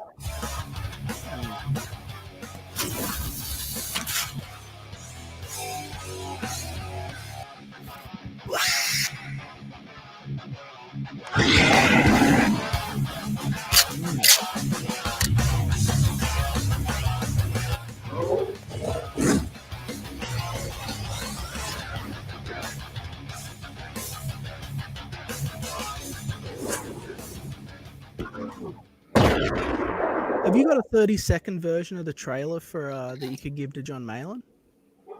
No, I don't. Well, do that. yeah. Because that's quite a good trailer, and if you're capable of putting that together, then put together a 30-second one Okay. and get that through to Malin. Are you going to in demand? Yeah, if I break through, I'm going in demand. Yeah, because you got 6 hours left. I mean, Scott's a great dude. I know when I first got I into. don't know how we're going to get him up to 4,000 in a few hours because everyone here's probably already bought the book. But I mean, what's the chat think? I thought that looked really good, right? Yeah, I thought it looked great. I'm going to say, how many backers is that right now? It's only 98. 98 backers. There's 40 people watching. There's somebody in this chat that's not backed this yet. Yeah. Come on, at least two. Let's give it to 100 backers. Yeah. Come on, That'd be great. Y'all are So sitting on your close. wallets instead of taking out your credit cards. Let's go. Dude, man, yeah. So I think he's a little bit optimist. He's like, I'll he gets the people moving. I'll insult the shit out of the chat to get them to spend some money. Yeah, man. No, You I should- love the chat. I love the chat. It's okay, Mogwai Centurion. Everyone's got pay at different times and stuff. Right. Man. Like, Yeah. There's No so one many thinks books I want to back no one right now. thinks- It's hard. No one Yeah. thinks less of you, man. It just means maybe Mhm. it would help if you took the link to his Indiegogo, which you can do for free, share it out on your Facebook Yep. or on Mhm. Twitter. Maybe someone new will see it. Just Greatly like appreciated. grassroots word of mouth, like old punk. We're dishing out, Yeah. singles here for Twitter, people. Facebook, Instagram. If you're on Discord, you're in a group Discord, share it there. Share it around. Somebody's going to buy this book. So Yeah, because you never know. Because I've done other streams in the past where I've only gotten people maybe 1 or 2 sales. Others where I've gotten like $500 on a campaign, and I barely had anyone watching. It was maybe 15, 16 people, and you never know, man. You never know. So and on a rewatch, people could, when we're done, maybe someone else is going to see it and decide to back it or promote it. But that's the good thing about this. We're going to keep going. We're going to keep pushing, retweeting, all that stuff. It works. It helps. And I mean, we have amazing people here. We got amazing projects, and it's only going to keep getting better and better. Exactly. There's no need to go to the mainstream anymore for their nonsense. No, there's not. I know that a few people, there's certain creators that they still like, or they're diehards to it. I have a good friend who's a diehard with DC, but like he's still having he's had it up to here, but he's still buying the books because he's got that, that connection with certain characters. Well, exactly. He loves Yeah. these characters. He Mhm. knows them from his childhood and shit. Right. It's totally understandable. That's the worst part of it. check the total. Totally, man. How did we go? What do we do here? I really want to see you jump up. Well, we got Thank another you. backer. It's going to take a minute, I think, for the number to change, but the backer went up. So, yeah, that's a good thing. Got Archie Thanks, Bear in the guys. chat said he just Thank shared you. it. There you go. Got just Oh, share yeah. it. You legend, mate. Beautiful. Thanks, Nice. Art. Thank you, You've man. got a big reach. You'll get it out to someone. Thank Yeah. Hey you. Art, man. while you're sharing, get your wallet out. Yeah, man. And check your DM. I sent you a link if you want to pop on. If not, I understand. But He's avoiding me. He's avoiding me. He can't stand to be in the same room as me. Well, I don't understand. What'd you do, because Liam? I smelled his hair one time, and our relationship has never been the Oh, he's like, Liam's too sexy. I can't. He's like, I can't. There's too much sex appeal in that room. the creeper level went too high. No, that's if I sent the link out to Ro. But Everybody, no, Doc's a never- nipple. yeah, everybody be having to take their shirts off and. Yeah, man. I'm telling you, Well, 2020. you were looking for the gay stream, so Well, I Yeah, mean, sometimes we know that 2021 con's going to be fucking crazy. it'll be lit. LIT. I hope I make enough money on Xenotype that I can go, guys. I really do. Well, that's the plan, right? That they want to set up like an Indiegogo or something that they're selling tickets, and that money is going to go to help get everyone in Comicsgate out to this show. Yeah. So Can I, that's they want to crazy. I fly didn't you realize that's how out. it works. That's awesome. Well, Can that's the main Oh, plan. they want. great. Mogwai Centurion's going to be at the con, so we're not going to be able to have any water and shit. Well, no. I hope Mogwai Centurion brings me some good Mogwai because I don't know if you saw my thread today, but I had some Mogwai earlier, right? I went to the mall and got some Mogwai. I got some garlic Mogwai and I got some black pepper Mogwai. Yeah, and I'm really looking forward to Blood Hunt. Yeah, back Blood Hunt while you're here too. Yeah, hell yeah. And and my black pepper mogwai tasted like sweet and sour mogwai, and my garlic mogwai tasted like pepper mogwai. I'm like, who the fuck messed with my mogwai? I was having a good day, having a good time, and then somebody messed with my mogwai. Oh shit! Damn it, I'm such a taking it funny to the word. spiller. I mean the manager. It's such a funny word, you know, like mogwai. Yeah, I love the Gremlins franchise. but man. remember, I it's really a crypto Asian slur now. Mm. It's like I think it was a Deadwind Dale. By the way, everybody subscribe to Deadwind Dale. He's got a great channel. Criminally undersubbed at the moment, but he made a good point on one of his streams today. He said, "No, nobody's being racist towards you, Mike. Everybody's just making fun of you." And he said, "It's not a racial slur if it's only meant for you." And besides, even if it was racist, he'd only be half racist to Mike. Yeah, Right. Oh, shit. Well, I'm giving some more mods out. Again, to you know, these great fantastic people. yeah. I did a drive stream earlier today, and because I was doing what Edgar Tarley said, and where my little thing's positioned, it's like having to look up, so you see like treetops and things like that. And the joke became in the chat is like that's how the Mogwai has to, when he's driving, how he sees the world. Oh shit! I love it. But yeah, is Tampa strip clubs all nude? What? What? What? I mean, I hope at a strip club would be, have some nudity, but that'd be kind of weird. Not right. Yeah, right. I've been to a couple in Myrtle Beach. Those are pretty PG good. strip club. Yeah, those are pretty fun.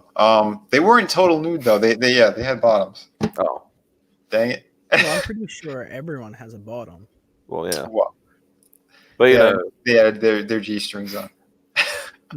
I have VIP at like 3 of them. You what? Just reading what Mogwai Centurion saying in chat. Oh. Yeah, man. Like I said, we got great people here. Lots of fun. I know it's going to be a good time. I hope they could. They're going to pull this off properly. Yeah, I think getting the starting early, getting the infrastructure, getting people who know what they're doing to get this organized and stuff is a good plan. I think they've dude, hail Peter. Nice. Hail Peter Already. Thanks, yeah. Peter. Hell, Peter. Thank you, Peter. We appreciate it. I hope you enjoyed. What a great guy, man. Yeah, 16 campaigns. It was one of these. This is one of these Chaotic Flux issue 2, because it's not. You can make it 17 right now. Always be closing. Look at that. Always be closing. Just a You couple got to of be a clicks. salesman. That's simple. And by the way, man, I want to thank everyone again. City of Venus is still moving. We hit 17,000 this week, and we're still going. I wasn't expecting, Nice. all this love for Venus again. You're gonna have to end up like doing another print. I did. Well, I ended up doing another print run. That's what I mean. You're gonna do another print run the way this is going. Yeah, man. Yeah, I literally did. So I got a couple more now. But yeah, I want to thank everybody. And yes, this project's going to keep going. Issue 2 is going to be worked on later in the year. It's going to be after I'm finished with the pirate book. So I'm hoping to launch that around summertime. Pirate book news there. It's not just Mandy that's doing space pirates. Did you see the other pirate book that's coming out? The first pirate book, you mean? Yeah, This guy. But no. Did you see that? I think it's DC Dark or Horse or DC or something's doing like a big pirate book. Oh, they are? yeah, I was of going course. to tag you in it, but I thought, no, that'll piss him off, and then he'll beat me again. Well, it's funny because that happened. Was it a few months ago? Somebody basically did Starblades. Yeah, they One of the ripped off companies? Starblades. Yeah, I heard there's a something big about pirate that. book coming Oh, out. wow. See what it was though. Remember? It's got a chick on it with like a black bandana. That's what I remember. Oh, yeah? Well, Yeah. DM me later. Yeah, I'd like to see what that is. Yeah, I didn't know about it. Yeah. But I'm Yeah, not it's worried coming either. out. You said Dark Horse? I don't know if it's Dark Horse or DC or Marvel. Like It's can't one of the remember. It's one of the big bigger guys, publishers. Yeah, Okay. it ain't no small publisher. It's a bigger publisher. Yeah. And I thought, whoa, okay, what the fuck's this? And at first I thought, fucking poor Vinny, fucking what the fuck? But then I thought, no, because if your book's better than theirs, that's as great. you've seen a couple. You've seen a couple of pages. All right, so you see their promo and you see my couple of pages. No, you're the image of the guy standing there looking out over the sort of the island, like on the ship. That was better than their cover. So I'm not worried. It reminds me of when you used to go to like Blockbuster back in the day when we had those, and you like say Transformers had just come out, and you go in and there's like 3 or 4 knockoff, low budget wannabe Transformer movies that just came out too, straight to video. Well, I'll give people a treat as well when they do back through the woods. I do have a little teaser in the back of Through the Woods. So. Dang, looks beautiful. Look at the wood. Look at how he does the wood with the Look at that color. That's great. Nice. I know you like the wood, buddy. I know. I'm a big fan of wood, especially hardwood. That's what I'm saying. I want people to know, there are more projects coming. There's a lot of cool shit happening. And just to give people a taste of the quality they're going to get on this project. So, I don't half-ass anything. I go all the way, both feet. I'm jumping in. That's how I've always been. So Just keep it going, man. Keep it going. Oh yeah, and that's another one that I'm doing all the creative chores on. Writer, artist, letterer, all that stuff. One man army. The logo and 7 books last year. Crazy. Yeah, one man army. Hashtag. Well, I always put, I've done it a lot in the beginning. I'm starting to do it again. I do hashtag fans first, and then Comicsgate, because it is the fans first. That's I'm a fan. I respect all the fans, and that's where it's at. Because if you're not thinking about them and you're just putting out some garbage, or if it's all built on that, so for sure. I'm not trying to do some here for one for them. Yeah, I'm not doing some flesh in the pan political garbage to try to get hype during an election. Wait, you're not doing a magnificent whatever or the Maga DeLorean? I was tempted to put up my photo with Dean Cain because I had met him. He's a great guy, but dude, I hope he fled. So guys, okay, you know how we were going like this is mostly for you, CJ, where we're going like, what the fuck's a mud monster got to do with liberals, right? Yeah. Well, it's because that's all of the liberals, and they're called Meltdown, and apparently they've melted into one giant monster. A giant horde of. And you know what I thought when I saw it, and I'm listening to it, I'm thinking, oh god, I thought, because of Mike's luck, we're going to lose the election. Because that's the worst possible thing that could happen to him. We're going to fucking lose the election. I said it. I said if anything causes Trump to lose this upcoming election, it'll be this fucking book. Mike's luck. Hail Peter. Thank you, Peter. Hey, that's pressure sales. That's pressure sales that I learned at GameStop right there. That's how you do it. 100 backers. Yeah, Sharon might ferry men to the dead, but today he ferried a man closer to his dreams. That's right. Hail, brother. Dude. Yeah, that's a great thing. And like I said, you keep supporting everyone here. We're going to keep giving a lot more love back. I said it too with my campaign. If we do pass the 25K mark, you're not just going to get the ash can, but I'm also going to be adding in a surprise gift. We're going to be unlocking the Frankie interview. Oh, my brother. Everyone wants to hear or see from him, so we'll have him on a stream. And then I'm going to start doing other little goals after that. So, I mean, potentially, you guys, just from backing at either the $35 or the $40 tier, you're going to get a lot of free shit on top of it. Right now, I think we just have, we got the upgrade, which was the most important thing. So you get the bigger book with the hardcover. You're going to be getting the bookmark, which is the nice famous butt shot that's made a lot of waves. They're just enraged the this beautiful one. This has been my banner too at a lot of conventions. I had this one nice and big, and people are always taking photos with it. So that's a beautiful thing. By the way, Scott, all the crap that I talked to the chat, I just want to say that I went back and looked at my backer list, and I realized that I hadn't backed you, and I just rectified that problem. So. Oh, thank you, buddy. Oh yeah, man. Thank you. I was like, man, I'm talking all this shit. Gotta practice what you preach. Yeah.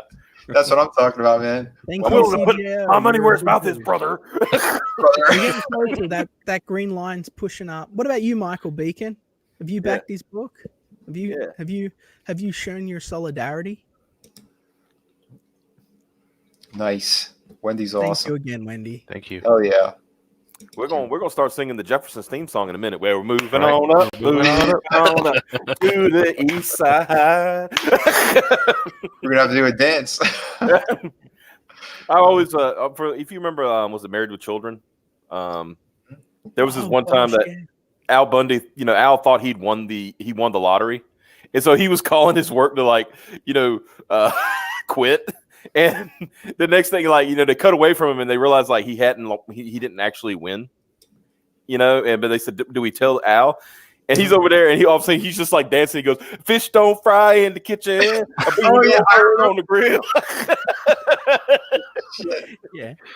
Dude, yeah. Oh man. That was one of my favorite shows. Holy Yeah, and every insult. You go back and you watch that today, man.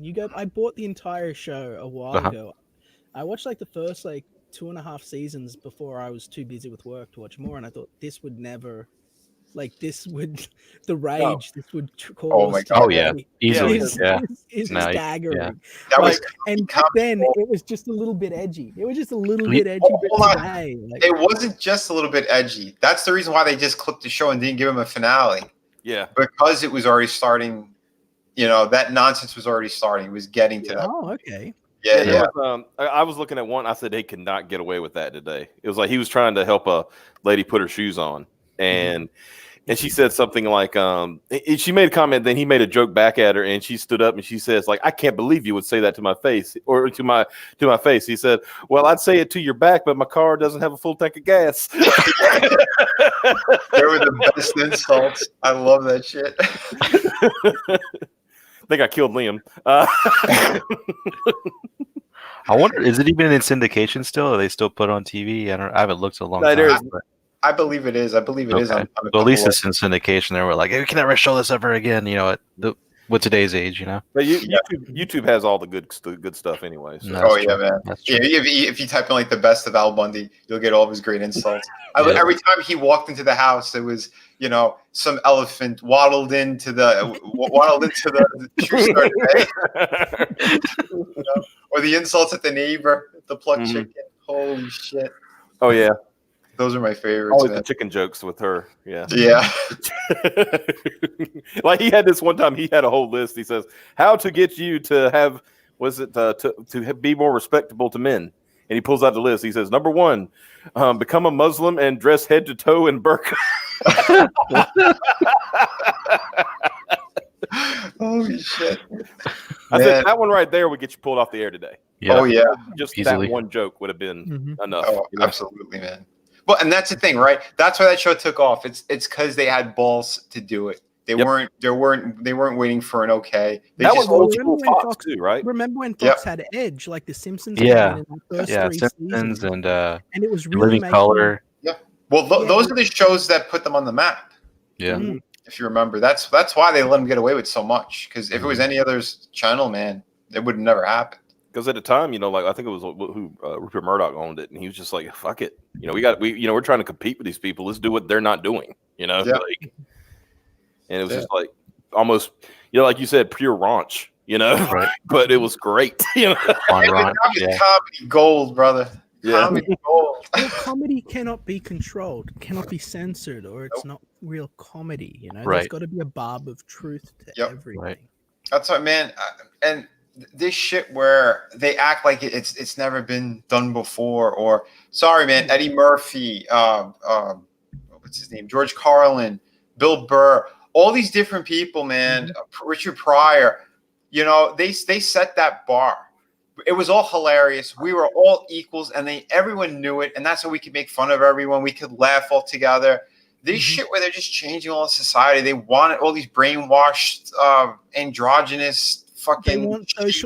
They want social casts, because when Yeah. you have social casts, they can control them, and their goal is Of to course. basically socially engineer things Mhm. so that they can have people in factions and groups, and then they can That's control crazy. factions and groups and turn them against one another and mobilize them. Yeah, right there, Benny Hill. He was one of my favorites as well. Oh yeah. That They was my had the grandpa's best stuff, favorite. man. Oh my I used to god. love watching That Benny late, Hill with my grandpa. he always came on late nights, like the reruns, obviously, but those are like Mhm. after 1 or 2 o'clock, they would come on the local channels, Yeah. Are you guys familiar with Joey Coco Diaz? No, I can't say I am. Can you Oh take my- down? Can you take down Volt Kobold's tweet? Thank you, because it's triggering me. Like earlier today, he insulted my tie. Is it? Oh, wow. And, Oh, he insulted your tie. yeah, he insulted my tie. and Is that it a Trump deeply tie? hurt- It deeply hurt me. Well, dude, Leah, look up Joey Coco Diaz. This guy's hilarious too. He pops up a lot on Joe Rogan's. He's got his own podcast. He's another guy who just doesn't give a fuck. He's all out there. His favorite word is cocksucker. He's very. You know who I love? You know who I love? Who? I love Norm Macdonald Yeah. Oh my god, yeah. a lot. Yeah. Norm He still is hasn't like been. Yeah, he hasn't been. he's cut seriously down. underrated. And he hasn't been cut down either. He's just like keeps Mm. going. Yeah, His performance on the Mike Tyson Mysteries as Pigeon is fucking Oh my great. god, I love those. He got kicked off the YouTubes for Mhm. being too YouTubey. And YouTube. yeah, and so he was on was it Netflix? He got his show? Like his Yeah. podcast got moved to Netflix, and then he got cancelled from there, I believe. They kicked him off of there too. Yeah, I I think so. believe. Yeah, they can't handle Norm being so normy. Dude, he's a fucking genius, and he slaps them all in the face. They don't realize it, but when they do, then it's like, okay, now we need to stop them. We got the same sense of humor, me and Well, you know, Yeah, Vinny, you mentioned Richard Pryor and Eddie Murphy and stuff like that. I always remember I think it was from Eddie Murphy Raw, where he was talking about how at one time Bill Cosby called him, right? And Bill Cosby, he was just like, I think you're doing too much with the bad language and and all this stuff. And he said like, who the fuck is this guy telling me what I can do? Blah blah blah. And then he said he goes to Richard Pryor and he said, he said Bill Cosby called me and said I couldn't do it. He said, you tell Bill Cosby to suck my dick. Nice. that's the best, man. That is the fucking best, dude. Oh, man. Yeah. I used to watch these guys too. Yeah, the Hodge twins. But it's before they got into comedy. They're like they're jacked. These two bodybuilder guys who ended up doing comedy because the workout advice they were giving were just hilarious, and they would always insult the shit out of people too. And at the end, it was like, but like you can listen to their advice, and then at the end they turn around and go, but you do whatever the fuck you want to do. That was like their tagline, but they really dragged it out.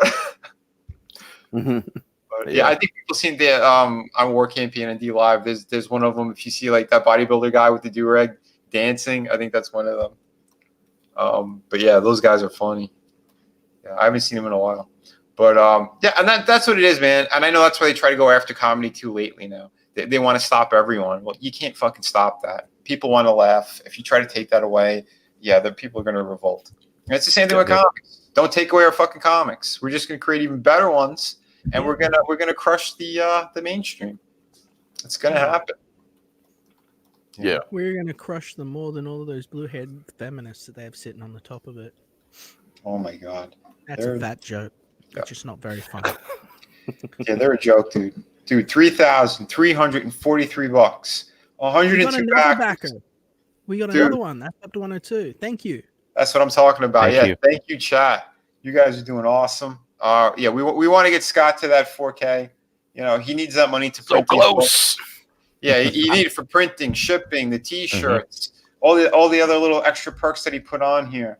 I mean, we're hiring a pretty little Vietnamese lady to keep him company at night. Like this is the essentials. Guys. I think his wife is going to be upset by that, but okay. Well, then Send her my way. To the hotel too. Well, see, that's kind of I'm and basically I'm going to say this tongue in cheek. I'm just kidding, tongue in cheek. But I noticed like Tinfoil Hat Nick's probably the best promoter. He's amazing. So the only thing I can think, okay, I can't promote like that guy. There's no way to touch him. Maybe I can be the best salesman. Yeah. I made it a goal. It's like anytime I have somebody on, I want to make them some money. Right. So I was like, Right. let's get if I got to start preaching, I will. Right. I hung out with enough evangelical, ministers to know how to separate people from their money. Every time you say that, all I'm picturing is Danny McBride. You have his cadence, you have his a very similar voice, and I watched that Righteous Gemstones, and that's pretty much like what it was about. Fucking hilarious. Yeah, I tell like I said, it's the old GameStop mentality, man. When I worked at GameStop, because all it was about like get him to buy this, get him to buy that, and basically you don't want to, but but here I want to because I'm excited for people, right? But like with GameStop, you didn't want to because you feel like you're ripping people off, right? I'm not ripping people off. People are getting good products here, absolutely, and I can feel more passionate about it. You've got something worth selling, and that is a great thing to have as a salesman because you're giving people something they're going to enjoy, something that's going to improve their lives, even if it's just for a few minutes, 20 minutes to sit down and read a book, it's important, man. That can be the difference between having a stressed out freak out at someone for no reason, and savagely beating your children, and just having a nice afternoon, exactly. Your chance to de-stress. Even if you did get bad mogwai, I mean, yeah, man, it's that this is the way. What we're doing, man. Yeah, it really is because like Liam said, I can't count the number of times I've had a fucking horrible day, or I came back from something and somebody pissed me off. You're there and you're thinking the only way I'm gonna feel better is if I can beat my children. I know it's completely. Luckily, I don't have. Well, yeah, I shouldn't have any. I don't. I shouldn't. I'm not going to get into that, but anyway. I'm sorry. Go on. I'm just stirring shit. I'm just joking. I am not the father. But I mean, I'd come home, I'd grab a fucking good book, something that I really liked. I'd sit down and I'd read it. And instead, I get inspired on creating and doing more shit, or just relaxing. Period.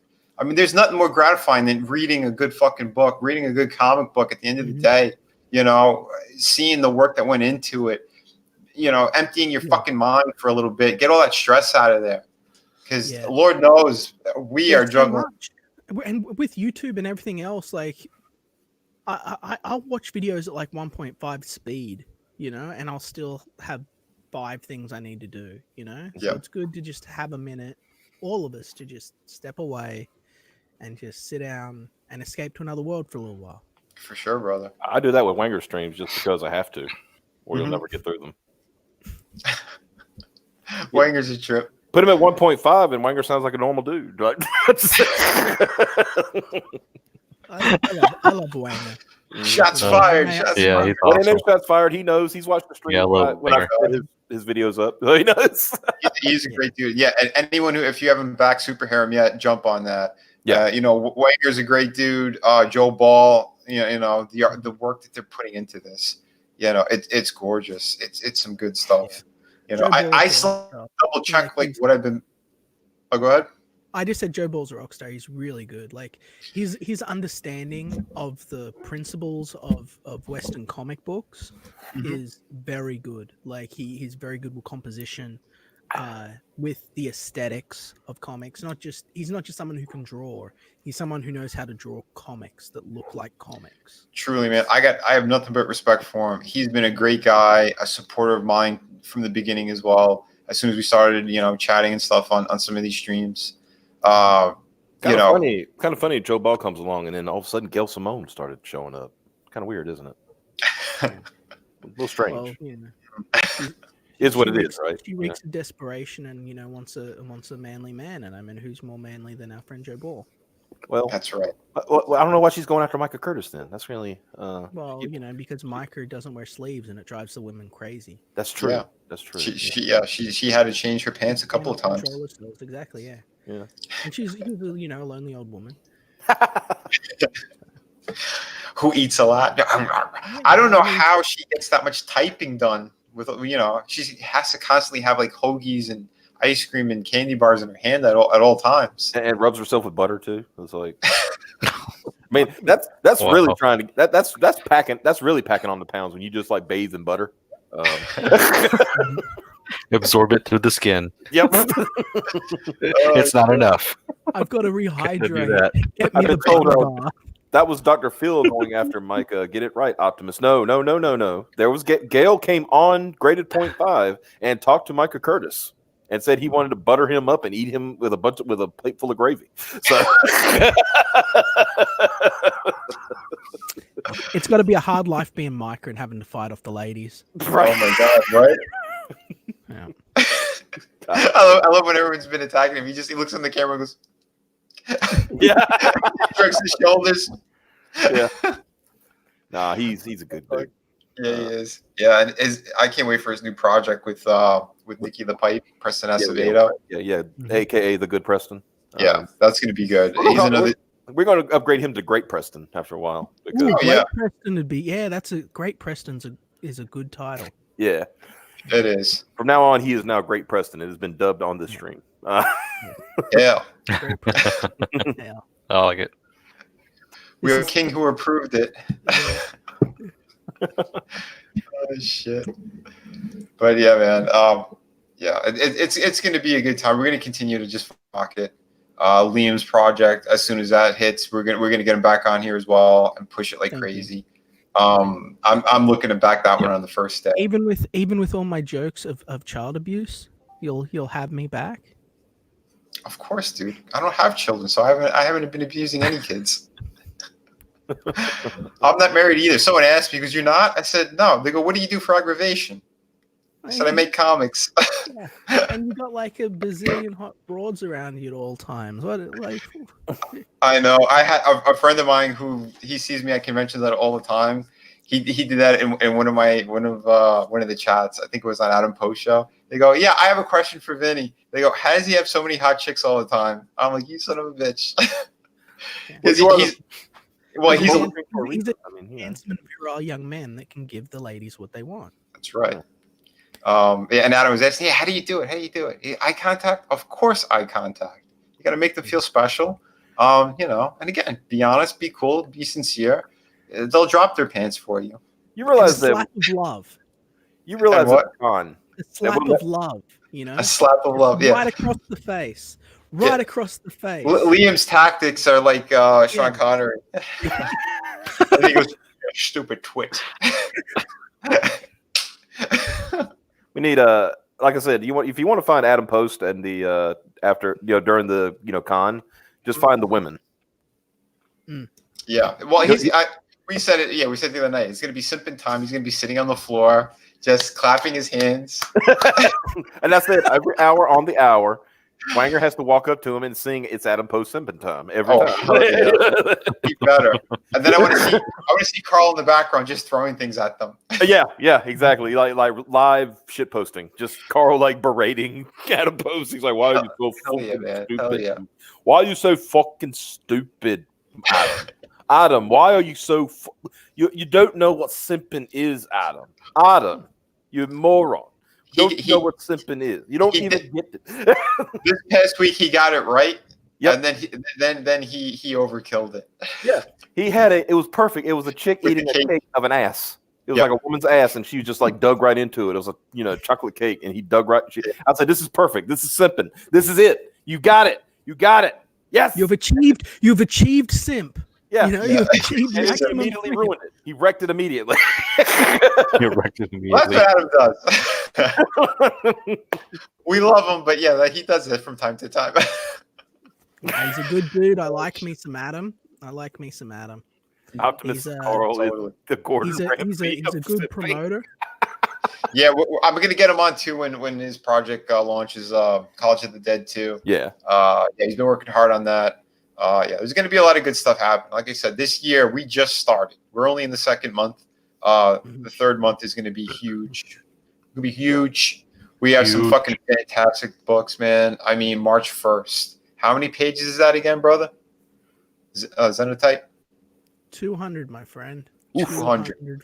That's freaking huge. pages. 200 fucking pages. Color of too, right? beautiful artwork. There will be a colored version of the book which you can purchase, which will be the size of a graphic novel and Okay. read like a Western graphic novel.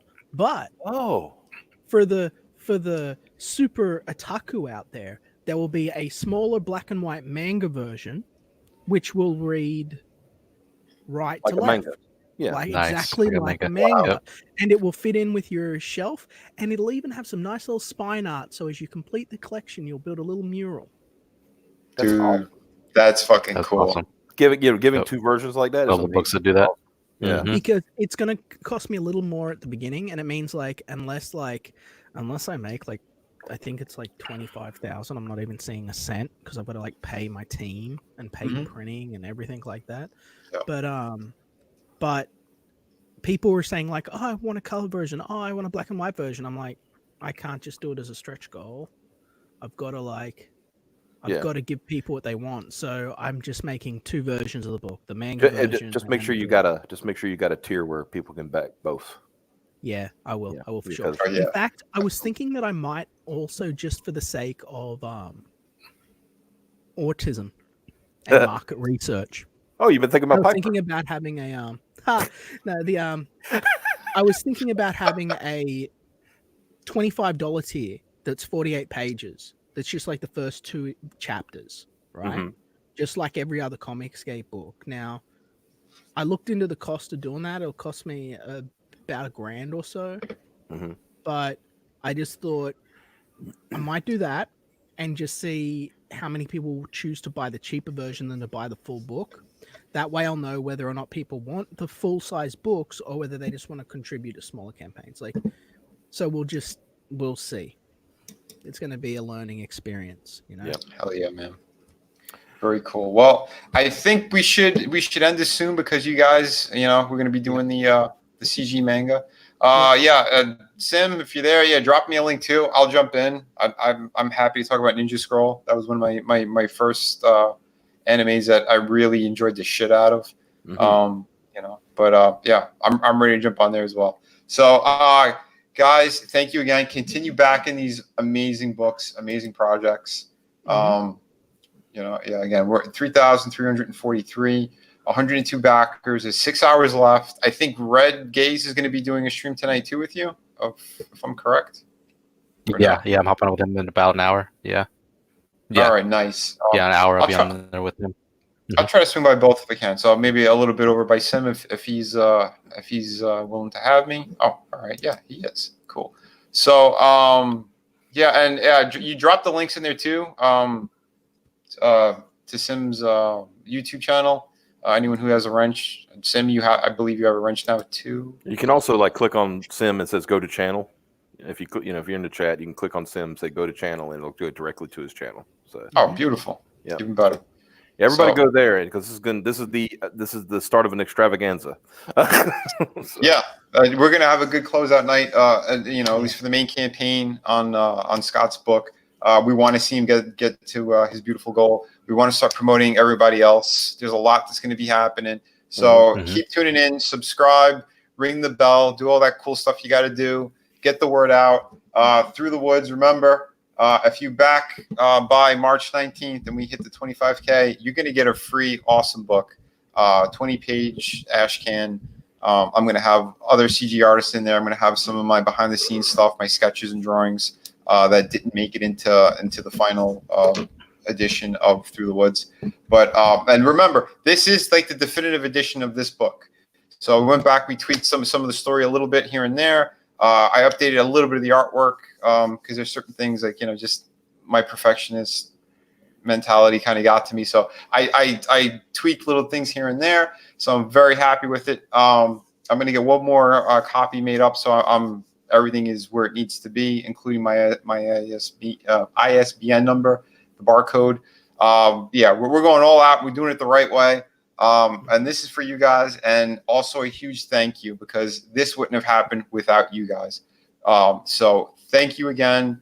We're going to have another stream very soon. So jump on over to Sim's channel. Thank you to each and every one of my guests. And remember, be kind to one another, but keep kicking ass while you create. Later. Peace. Bye, everybody. Thanks for all the support. Peace and love.